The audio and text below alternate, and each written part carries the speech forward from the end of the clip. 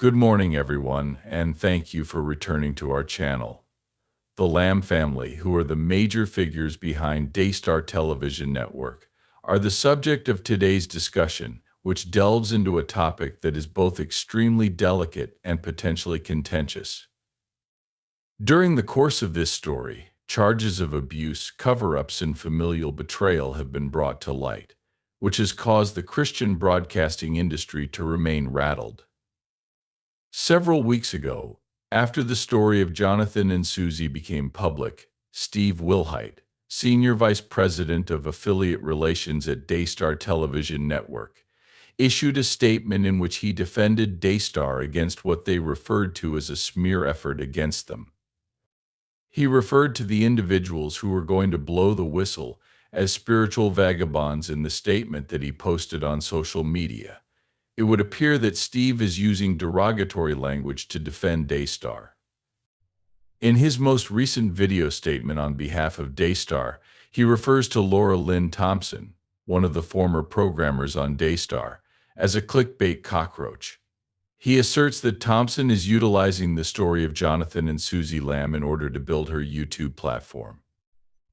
Daystar is attempting to provide an open and honest explanation of the recent allegations, as well as an insight into the genuine character and leadership of Johnny Lamb, as well as a call for unity and a reminder to emphasize the truth over sensationalism with this endeavor. With that being said, none of the concerns that Jonathan and Susie Lamb have brought up have been addressed in this video. Let's not waste any more time because we are going to listen to what he has to say. Good morning here at Daystar Television. My name is Steve Wilhite, and I serve as the Senior Vice President of Affiliate Relations. I connect with others. I assist in the negotiation of contracts with satellite and cable companies all around the world, where people's lives are being impacted on a daily basis as they come to know Christ as their Savior. On this particular day, I had no idea that I would be sitting at this table, but here I am. I would want to use this opportunity to rebut some of the misleading information that is now being spread over the internet. It has come to my attention that the majority of our readership is not very concerned with the misuse of social media. Equally, I am not. However, there are a few things that really must be handled. In addition, those of you who are familiar with me are aware that I do not sugarcoat things. But let's just say that I talk in a straightforward manner. I wish I could say something more forceful. Daystar has been my employer for close to 35 years. Because they are not real, some of the things that are being said are absolutely mind-boggling to me. To give you an example, at the time that Jonathan Lamb was working on his performance improvement plan, I was really his direct report. Jonathan has been a friend of mine ever since he was a young lad. I mean, I have a picture of him riding in a red wagon with my daughter, and I've known him since he was around 4 years old. He's now 39 years old. I've known him for a very long time, so what's the deal? In the time leading up to Jonathan's dismissal, I can assure you that he did not make any effort to maintain his position at the company. The 3 departments that he was in charge of were not managed by him. It was not uncommon for him to arrive late, depart early, take lunches that lasted for 2 or 3 hours, and then go play golf at the end of the week. There was a lack of fulfillment of his tasks. I made sure to record his hours to HR on a weekly basis, and I was surprised to see that he wasn't even turning up to work, even though his mother was working hard to help him keep his job here. I had conversations with the departments that he controlled, and they informed me that he has been terminated. When I hear people talking about Jonathan being the CEO of Daystar, in my opinion, that is one of the most terrifying things that might happen to the staff here. At this point, I would want to address a few of the lies that have been going about on the internet. In this particular setting, the people who use social media do not constitute our audience, but taking into consideration the amount of defamation and false information that is being spread, I would like to directly address some of these issues. I'd like to begin with one that truly irritates me, and that is Laura Lynn Tyler Thompson. She has made a number of erroneous assertions over the course of the past 2 weeks. Now, why would she be acting in such a manner? To begin, she has been causing people to assume that she has taken some kind of strong moral stance by leaving Daystar's international network, which is not the case. She has been misleading people in this way. She was a member of our local network in Canada for a little over a month, namely 26 days. That Laura Lynn admitted to knowing about Jonathan and Susie's plan to go public with the smear campaign is something that the general public is unaware of. It also appears that Laura Lynn coordinated her own publicity stunt, which consisted of announcing that she was leaving Daystar in order to position herself as a voice of integrity and capitalize on controversy. When we looked a little deeper, however, we discovered that Laura Lynn was seeing a significant decline in the number of subscribers at the time of her departure. Throughout the previous week, it was brought to light that throughout the month of October, her YouTube account had a total of 25,000 views, but garnered no revenue whatsoever. However, after she began using Daystar and Joni Lamb's names, her YouTube channel saw an increase in views to 2.7 million in the past 4 weeks, and she made an estimated $13,400 worth of revenue. Neither of them is taking a stance. That cockroach is a clickbait cockroach. Each time you click on her video, she receives a financial benefit. When it comes to her, this is not about morals. It would appear that she has decided to capitalize on this controversy in order to rejuvenate her YouTube channel, which has been experiencing a lot of difficulties. She is, in fact, taking advantage of Jonathan and Susie, and they are completely unaware of this fact. Marcus was someone I knew, but she never did. She is not familiar with Joni. Yes, I am. Marcus Lamb was the most honest and trustworthy person I've ever had the pleasure of working with. I worked with him for decades.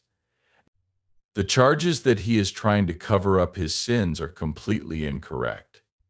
In addition to having a vision to spread the gospel of Jesus Christ to every corner of the globe, he was a man after God's own heart. Were he without flaw? Not a single one of us is, not at all. After he passed away to be with the Lord, he left Joni Lamb with very specific instructions regarding how she should run Daystar. During the past 3 years, I have had the opportunity to collaborate directly with her, and I can confidently say that she is doing an outstanding job. On the other hand, I am familiar with Joni Lamb, and I can attest to both her moral fiber and her honesty. Laura Lynn is not aware of her. She is not here to tell the truth, so those of you who are listening in to Laura Lynn's channel should just know that. It is her intention to create a commotion and to gain money. The claims that have been made against Daystar and its leadership are nothing more than a campaign of negative publicity. The labor of those who are dedicated to sharing the gospel cannot be overshadowed by lies that are told for the sake of personal gain. Let us take a stand against the spread of myths. The truth should be supported, and those who profit from dishonesty should be called out. He is known as Steve Wilhite. You are really kind to listen, and may God bless you. In the beginning, he discusses Jonathan Lamb and his departure from Daystar. He also mentions that Jonathan was answering to him during the time that he was working on his performance improvement plan. In spite of the fact that he has known Jonathan since he was a child, he claims that it was his failure to perform his professional responsibilities that ultimately resulted in his termination. He claims that Jonathan would arrive late, leave early, have lengthy lunches, and put his personal pursuits, such as golf, ahead of his responsibilities by prioritizing them. Having said that, I also had conversations with the teams that Steve managed. They all shared the same information with me. he has taken a checkup.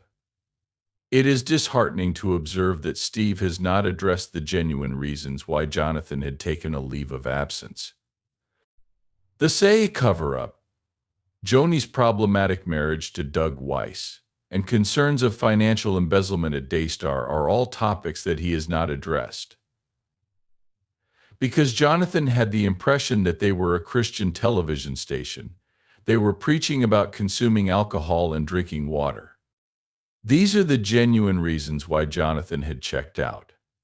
The fact that Laura Lynn and every other YouTuber are doing nothing more than magnifying the story of Jonathan and Susie Lamb renders all of the other topics that Steve discusses in this video irrelevant. We had already begun producing films before to the publication of the story, and we intend to continue doing so after the news has died down. There is no improvement in the situation when people are called names. Instead, Steve has only added more fuel to the flames through his actions. Despite the fact that this video is a complete and utter failure, Daystar has managed to provide some content for YouTubers to comment on for at least one more week. The disinformation that has been circulating about Joni and Marcus's internal investigation into child abuse, as well as the details of Daystar's corporate procedures regarding the use of business credit cards, was something that I was hoping he would clarify. Earlier, when this article was first published, Steve took to social media to defend the ministry while also addressing the claims that Jonathan and Susie had brought forward in a roundabout way. In his post, Steve utilized a crisis management method that was already well known. This is what he had to say. The first strategy that Wilhite employed was known as boosting, and it focused on stressing Daystar's objective and influence. In his letter, he stated, "I am a member of an incredible ministry that is spreading the message of hope all over the world." After that, he switched his attention to criticizing Jonathan and Susie in a roundabout way, referring to them as spiritual vagabonds and whistleblowers. He said that these individuals get increasingly resentful, insulted, lonely, and have a persecution complex. In conclusion, he concluded with a message of transcendence, concentrating on the overarching objective itself. "I make the decision to proceed in the direction that God has favored me," he stated. The message of Jesus Christ needs to be communicated to a greater number of people, and there is more work to be done. Through this strategy, a clear message is conveyed. The leadership of Daystar is attempting to redirect attention away from the claims and toward the mission of their ministry for the time being. However, there are those people who disagree with the way the problem is being handled. What you need know is that management at Daystar TV are responding to the allegations that have been made against the network by comparing people who are spiritual vagabonds to clickbait cockroaches. They appear to be guilty as a result of this, given that the truth should not be so difficult to communicate. Those of you who are viewing this, I strongly encourage you to avoid falling for Daystar's distraction strategies. They need to stop referring to it as a smear campaign and address all of the claims that have been made against Daystar and its company leadership. There should be no alternative story that takes precedence over the issues that have been brought up in the record by Jonathan and Susie. In light of this remark made by Daystar, what are your thoughts? When it comes to this whole ordeal, do you believe that it addressed the underlying concerns? In the comment box, please let us know, and don't forget to like, share, and subscribe to our channel. The majority of people that watch our videos on our channel are not subscribers to our channel. I appreciate that, and I'll get to you in the future video.